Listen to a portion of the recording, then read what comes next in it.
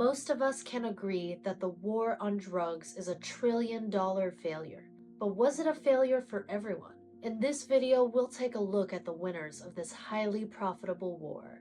Over 100,000 lives continue to be lost each year in the US. We're here to ask the most important questions about the war on drugs that mainstream media ignores. Because almost everyone has been impacted by the war on drugs and the criminalization of addiction in some form. We are in this shared struggle together, and we all want to see this situation improve. Hey there, online world. I'm Amber Yang for Peers and Want to Know. Welcome to our Mindful News Brief series, where we discuss the news with nuance, uncensored investigation, and compassion for all sides. It's 1971, and President Richard Nixon declared war on drugs. Yet over 50 years later, the amount of addicts are now in the millions, despite the federal government spending tens of billions every year to fight drug use. The war on drugs is primarily a war that was waged on low-income communities and people of color.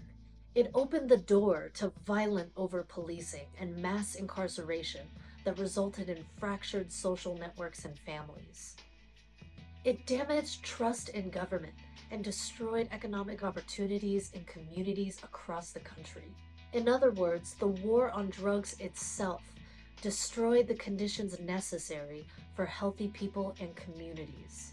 In fact, incarceration has had no measurable impact on drug supply and use. And while the war on drugs targeted everyday people, this war completely ignored the activities of the rich and powerful. Like how the CIA secretly tested LSD and other drugs on hundreds of unsuspecting American citizens in order to covertly develop new weapons. Or how HSBC, one of the world's largest financial institutions, laundered billions of dollars for drug cartels and terrorists. Not a single banker was jailed when the bank admitted their role in drug trafficking. In fact, HSBC was founded in 1865 to process opium money for the British Empire after the Second Opium War. When China had outlawed opium, British European powers slaughtered tens of thousands of Chinese people until they agreed to legalize the dope trade. Seldom discussed is the historical use of the war on drugs to finance covert black budget US operations, which serve American political and economic agendas globally. The book is called The Big White Lie. Its author says that for decades, the CIA has protected some of the world's biggest drug dealers, all supposedly in the interest of promoting democracy. Author Michael Levine was an undercover agent for the Drug Enforcement Agency for 25 years. Michael Levine headed a unit investigating every major drug operation. What he discovered was that the CIA and State Department were killing any real cases that threatened to uncover the truth. He would allege that the CIA prevented him from destroying a factory in Thailand that produced the massive amounts of heroin smuggled into the US within bodies and body bags of soldiers killed in Vietnam. Levine also found that the CIA's airline, Air America, was used to smuggle drugs into the US. And he traced the true beginnings of the crack plague to the notorious cocaine coup of 1980 in Bolivia, where Bolivia's democratically elected president Lydia Tejada was overthrown by mercenaries and military officials tied to Bolivia's biggest cocaine trafficker. They used their newly established regime as a launchpad for international cocaine smuggling. What Levine discovered was that the CIA had backed these drug traffickers, and massive amounts of cocaine flooded into the US. Why would covert elements within our government even allow American streets to be flooded with illegal drugs? The answer didn't begin coming to light until award-winning investigative journalist Gary Webb published the 1996 Dark Alliance series in the San Jose Mercury News. Using declassified documents, insider sources, FBI reports, and DEA undercover tapes, Webb's reporting drew a straight line from the crack cocaine epidemic ravaging black communities in California to a Latin American guerrilla army known as the Contras, a terrorist group outfitted by the CIA. U.S. weapons and training were provided to the Contras in an effort to overthrow Nicaragua's left-wing socialist Sandinista government. The Reagan administration and U.S. military intelligence interests disapproved of the Sandinistas, who sought to transform the poverty and inequality in their country by nationalizing major industries and giving land back to farmers. This was a major threat to American capitalism in Nicaragua. The spiciest part of this is that Congress refused to fund these regime change efforts against the Sandinistas. So where did the money come from to fund the Contras? Senior officials of the Reagan administration secretly facilitated illegal arms sales to Iran, which partly funded the Contras. Yet most shockingly, mainstream newspapers barely covered the U.S. Senate Subcommittee on Narcotics and Terrorism of 1989, which found that the State Department authorized funds to 4 companies owned and operated by narcotics traffickers. These funds were labeled as humanitarian assistance to the Contras, even when some of those companies were indicted by federal law enforcement agencies for cocaine smuggling and money laundering.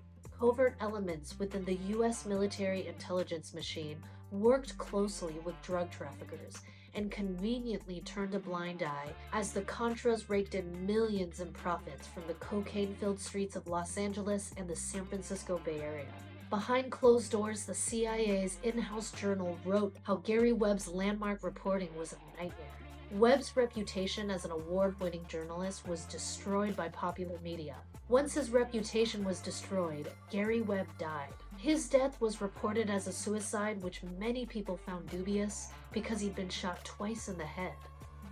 In the 1980s, the U.S. allied with opium traffickers in Afghanistan when the CIA waged a dirty war to undermine the Soviet occupation of Afghanistan. Under Operation Cyclone, U.S. Congress provided the militant Mujahideen of Afghanistan with U.S. warfare training and missiles to fight the Soviet Union. With American support, the Mujahideen delved into the illicit drug trade. By the end of Operation Cyclone in the 90s, Afghanistan's opium production had soared 20-fold to 4,600 metric tons of opium in 1999. Right before 9/11, the Islamic extremist group the Taliban led a remarkably successful effort to ban opium cultivation in Afghanistan. In 1 year, the amount of opium being produced dropped from 4,600 metric tons to 185 tons. Yet after the US used 9/11 as a pretext to invade Afghanistan, it once again became the world's largest source of heroin. By the end of the war, poppy production, drug addiction, and the flow of drug money were at an all-time high, despite expensive and ineffective anti-drug efforts in that region. While Afghan opium flooded American streets, Big Pharma conspired to vastly increase domestic consumption of pharmaceutical opioids, operating in ways similar to a drug cartel. Yet this cartel was supported and fueled by Congress and elements within the DEA and Justice Department who allied with drug company lobbyists and thwarted attempts at regulation. Doctors were instructed to prescribe opioids even for the most minor conditions. A very small group of executives at Purdue Pharma, a major opioid manufacturer, pocketed billions of dollars while overdoses and deaths soared. While they publicly denied the catastrophic harm, they secretly pursued a plan they dubbed as Project Tango, which sought to become an end-to-end pain provider by selling both opioids and drugs to treat opioid addiction. Although Purdue Pharma eventually had to relinquish control of their company and pay a $6 billion settlement, they got away with billions more. No one went to jail, and the settlement actually protected them from civil lawsuits.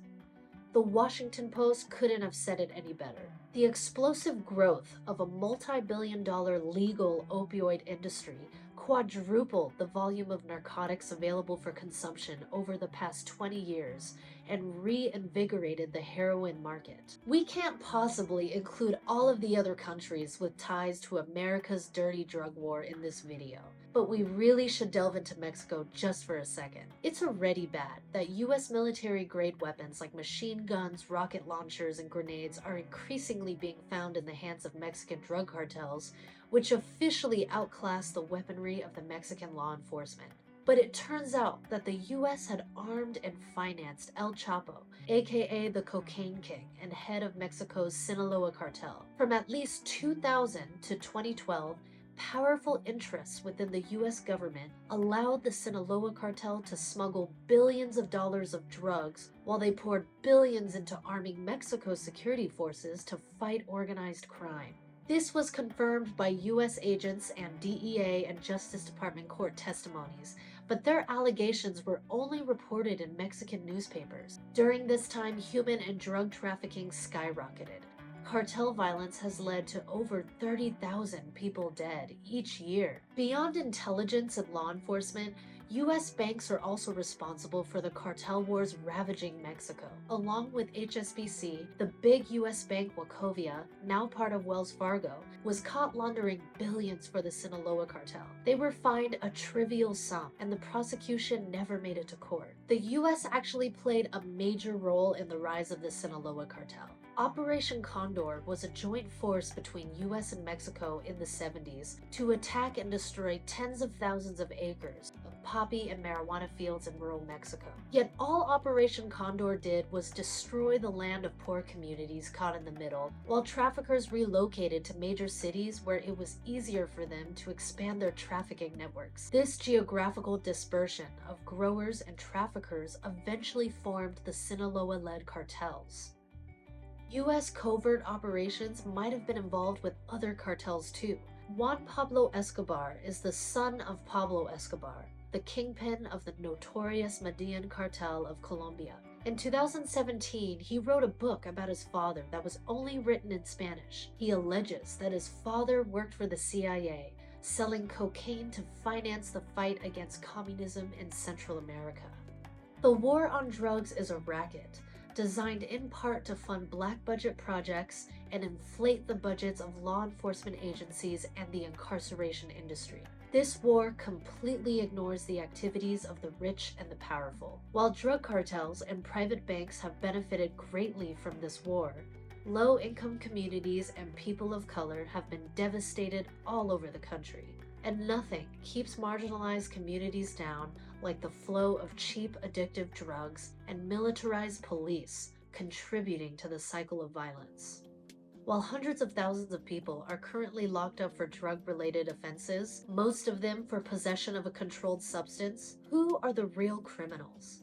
Where is the real justice? If you're laundering billions of dollars for drug cartels, or you're a pharmaceutical giant responsible for countless deaths and suffering, isn't that a worse crime than someone on the streets possessing cocaine? And how big of an impact does the drug trade have on the global banking system? Here's what was uncovered during the 2008 financial crisis, when traditional sources of cash liquidity became unavailable to banks. Antonio Maria Costa, then head of the United Nations Office on Drugs and Crime, said that he had evidence to suggest that the proceeds from drugs and crime were the only liquid investment capital available to banks on the brink of collapse. According to Costa, the interbank loans that the global financial system relied on were funded by money that originated from the drug trade. And lastly, individual, institutional, and community healing need to happen if we want to begin addressing this in a constructive way. Addiction expert and physician Gabor Mate once said that addiction is a normal response to trauma, human suffering, and an unhealthy culture. So what does genuine healing and reform look like? I'm pretty sure it doesn't look like opioid settlement cash being funneled into law enforcement for more police and surveillance equipment that punish people and deepen the stigma, or a for-profit healthcare system in which 2/3 of personal bankruptcies are caused by illness and medical bills. Portugal developed a radical approach to dealing with the explosion of drug use in their country. Portugal spent public taxpayer dollars to provide free services for healthcare, drug treatment, job training, and housing. They decriminalized personal drug use and reinvented the role of police. Instead of arresting drug users, street cops helped schedule meetings with counselors, and drug users in Portugal are now saying that the police are their friends. Now weeks go by in Portugal without a single fatal overdose, and there's been dramatic drops in HIV infection and drug-related crime. I also like to think of the Angel program in the US, where drug users could walk into the police station, hand over their drugs, and walk into treatment within hours without arrests or charges. Helping versus jailing addicts was so effective that over 200 police departments adopted it in 28 US states. And there's also the growing movement of scientists, doctors, and therapists who are shedding light on how some federally illegal drugs have great medical and therapeutic potential when done in safe and responsible settings. Let's work together across our political and cultural differences to end this corrupt war on drugs and repair and heal our broken communities. Disturbing information like this can paradoxically remind us of the greater good. It's the courage of the people and the love for the common good that bring these injustices to light, fueling uncensored dialogue and constructive action.